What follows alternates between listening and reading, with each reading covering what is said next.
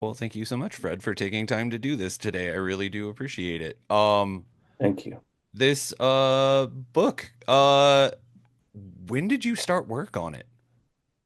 Well, it really sort of started about 7 years ago, and I remember sort of, doing little dictation into my iPhone as I do a long walk, and mainly so I wouldn't forget certain stories, because the hard drive up here, I think, is getting full. So I, started to do this really more so I wouldn't forget. And then I would take it, at the end of the day, I'd look at what I had dictated, and I would correct it, and I would edit it a bit. And when I had about 20 of them over the course of a summer, I said, I probably could make a book out of this. And then I, dabbled for years, but then I really got serious about a year and a half ago. The thing I really appreciate about the book is that it is very much in your voice, including a lot more profanity than I really expected. And I quite enjoyed that. It does feel like you are telling these stories unfiltered. I mean, edited obviously, for clarity and things like that. But I mean, it does feel as though like there's no ghostwriter in this. I feel, I feel, no, there's no ghostwriter. I had an editor come in about a year ago, and she didn't do much, I have to say. She said, I really liked what you did. And she made a couple minor changes, and then I did a lot of self-editing. And then actually, the only thing she did was she suggested I got rid of two chapters, which I did. And but the truth is, and thank you for saying that it sounded like my own voice. You know, I've had now about 10 or 11 people who have read the book, and they all say the same thing. So is that because I'm just not literate enough, or is it because I sound like myself or something? So I don't know. I think it's that you're a good storyteller. Like I appreciate getting to read the stories of not just things that have happened to you, but like stories you've heard from other people with whom you've worked. And I mean, it's a veritable who's who. I'm delighted. Like I've gotten to speak with Jimmy Webb myself, and yeah, we spent a good 20 minutes talking about what happens to the soul after the body dies. So, um, it's nice to know that he's just that delightfully interesting in and of himself. Like your career is just astonishing. Like looking back on it, like you've had so many chapters, pun intended. Like where did you start with these stories? Well, again, I think you've sort of hit the nail on the head. This is not a book.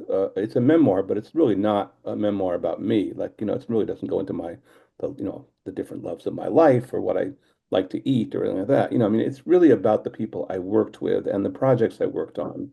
Because frankly, the stories behind the scenes, I think, are interesting to people, and I wanted to share them. So I think it was just really about that. I just wanted to share these stories. And if also, listen, an avid bookworm. I love, I think, writing a book to me is one of the highest accomplishments creatively that I could have ever wanted to have tried. And so when I actually held the book in my hand, I really, literally, there was a tear in my eye because I couldn't believe I actually did something like this.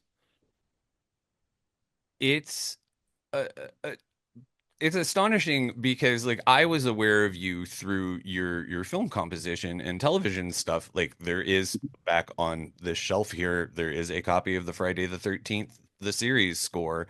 Um uh Good for you. but uh like I find it very interesting because I mean you haven't done that for well over 2 decades now. Was you talk about it in the book, but like how at your peak, like how many series were you working on, simultaneously? Well, first of all, thank you again. You're kind. The At my peak, which was the sort of late 80s into the middle 90s, I was generally doing three series at once, and it was all me. Like it was all me at a keyboard, looking at the screen, improvising and overdubbing, and I was the guy who sort of did, quote unquote, a big sounding score, orchestral score, whatever, um, but all on a Kurzweil 250 sampler and a keyboard. So I was able to do so much of this myself, but it really was intense. I mean, I really was doing three series at once, squeezing in a movie or a TV movie, and it's a lonely gig. And so to also to sort of follow up what you're asking me, um, I did it sort of full time from 85 till about 2001. And when I moved to Nashville, I wanted to go back to making records because that's what I felt I did best. But I was also burnt to a crisp after doing, whatever, 16 years, or whatever, of nonstop television and film score all by myself. Like it wasn't like I was writing the stuff out. I didn't have, Hans Zimmer's 20 or 25 boat people doing stuff. It was all me, and I was burnt. So when I ended it, which was 2001, I moved to Nashville and jumped back into making records, which again is one of the few things I think I do well. And I thought that I could, I timed it pretty poorly because that's when record sales went down the tube. But emotionally and musically, it was a delight to change. Um, one of the things you're known for is you did do some work on Beverly Hills 90210, and you didn't really touch on that in your book. Was that one of the chapters that was cut, or No, is it no, just there's no. not enough to really say about it? There was no real stories there. My brother, who has always been my champion, became a TV and film writer and producer around the same time that we moved to LA. He started that part of his life, and that was 78. And by 87, he was sort of calling the shots on TV series he was doing. So he brought me in on a couple of series, including the new Gidget, which I did for 2 years, and then even though I was based out of Toronto, and then for Beverly Hills 90210, I would fly in every 2 weeks and have spotting meetings, and then go back to Toronto and record the scores and send them, to the thing. So I didn't have a lot of interaction. I only really met with Aaron Spelling once, and I actually only interacted with the music supervisor and really then I just went home and did the shows. So it was only one season as well. So What was it like for you doing Friday the 13th, the series, which is a very different thing from the Friday the 13th series, like at the same time? Like you did the scores for both The New Blood Part 7 and Jason Takes Manhattan Part 8 while you were scoring that show, which I feel is kind of like unheard of. well, I mean, again, I was a glutton for work. I'm a workaholic, and I had um, a sort of absolute lucky streak where I was just very, very busy, and the money, especially the back end money in TV and film, especially during those days, with the broadcast television, it was really lucrative. And so even though I did not love the work because I felt it was lonely and it was all up to me, and the deadlines were pretty crazy. I did, in fact, I was very, again, proud of my accomplishments and also had a tremendous amount of, let me turn that off. Um, uh, I have to say I had a tremendous amount of um, desire, to just continue to be successful in whatever I did. But to go back to your Friday the 13th question between the series and the movies, um, it was just, you could have thrown anything at me in those days, any genre, and I would have made it work because I was really on a roll. And I had a lot of reasons to be on a roll. I had two young children, I had a happy marriage, but at the same time, got to pay the bills, and it's still freelance. So I just really had a drive that I think made me better than probably I really was. Did you find it easier, like once you left the film and television scoring world, to almost go into another aspect of it where you were tackling various pieces of music from the Disney catalog as you have for so many years? Like, was it nice to like take someone else's music once more rather than have to come up with your own? Yeah, I think that's huge. Yeah, that's really good. That's another reason why, I don't get burnt out. I don't get burnt out producing other people and making great records with people. First of all, it's teamwork and it's really fun and the opposite of being a lonely film composer. But also, yeah, there was a time before I left for Nashville, which was 2001. I think in 1999, I got a phone call from Jay Landers, who's been really like an angel in my life. And he was working at Disney. And I had done some kids' music before years ago, but he suggested that I do an album for Walt Disney Records of instrumental lullabies, um, versions basically. They'd be versions of Disney music or, a Beatles song or whatever. And so we did the first one called Disney's Lullaby Album. And it has been such an incredible success worldwide. And it was such a relief to do something, first of all, that wasn't full of dissonant chords, scoring some horrific supernatural or violent moment. Um, and secondly, it just appealed to me as a dad, to try to do something that I think the parents and the kids could listen to. Although, again, here's another part of this. When you make, and I've done seven now, seven different instrumental lullaby albums. When you make them, you actually do the opposite of what you would normally do on a record. Because on a record, you want people to listen and take notice to everything you did. And on an instrumental lullaby album, you don't want anyone to pay attention. So the strings have to be just like this. And the piano has to be slow and dreamy. It's really meditative music. But I tried to make it meditative and also sort of musically charming, and I think I did a good job because it's done very well. But it was a great relief to do that. I mean, and also the fact I didn't have to write anything, or I think some of my arrangements, obviously were me, and so therefore I did. But it's not like being on the treadmill of television and film. And I feel like it ties really into like some of the work you've done with Jimmy Webb and Chris Christopherson, like where you're having them go back and interpret the songs they originally wrote. It's almost like the sort of the inverse of that, and it just feels like everything you've done ties into each other into itself so well.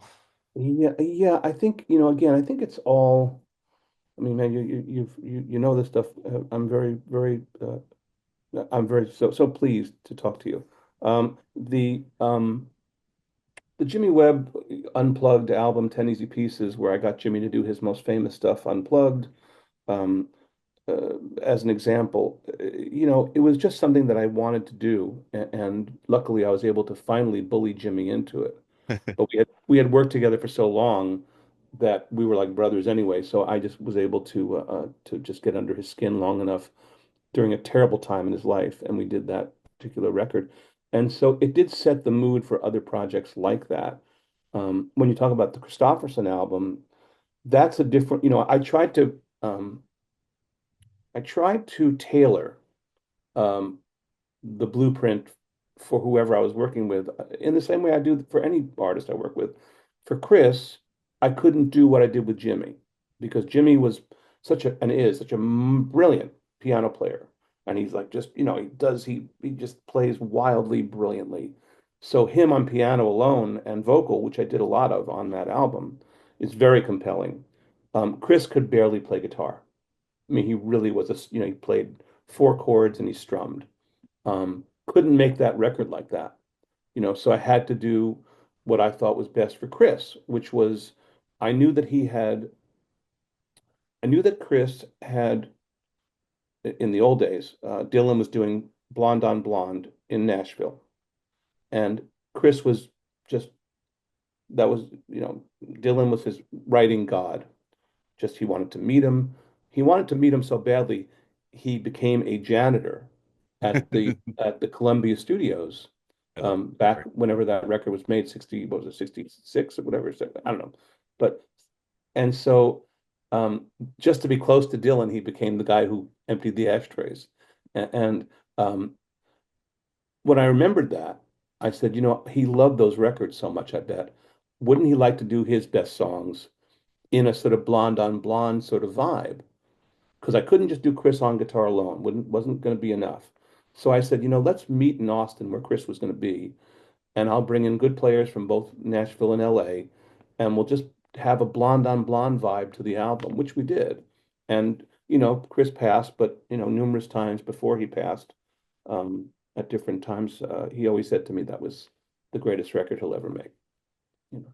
Your most recent project that's out is Bill Medley's "Straight from the Heart," his country album, which is so like I love the fact that I got to interview Mr. Medley last year ahead of a performance here in Kansas City, and he talked about how that was going to be his next album, and I was delightful. Like I was delighted to discover that you were the one producing it. Thank you. And like you've gotten to work with so many legendary artists at various points in their careers, and like, how do you select songs for Bill Medley? Well, I've worked with Bill before. We love each other. He's just one of the greatest people and one of my heroes. And I'm just honored to know him and to have worked with him. And so I brought an idea to him, which he loved, which was him doing sort of classic, really old classic country, Hank Williams, Johnny Cash, George Jones, that kind of stuff, but done in sort of a contemporized, rootsy Americana way. And on top of it, here's a guy who's 84 with that voice that's so iconic, but it's aging, you know. And so what he could bring to it, I imagined, was something very, very sort of full of gravity. And it was in fact a beautiful record to make, and it's very powerful. Like when he sings things like "He Stopped Loving Her Today," it really comes from a guy who's lived that stuff. And so I'm very proud of that record. It only came out a couple months ago, but we had finished it about 6 months before that. Um, but on that one, working with Bill was just an absolute delight. I want to do volume. 2 ASAP. So, you mentioned in your book that you are like a master of music trivia. Hmm. And I'm curious, is what is a piece of trivia about like your film scoring work that folks might not know unless they get way down there in your IMDb? Oh my God, I don't know. That's a great question, but I don't know how if I can answer it.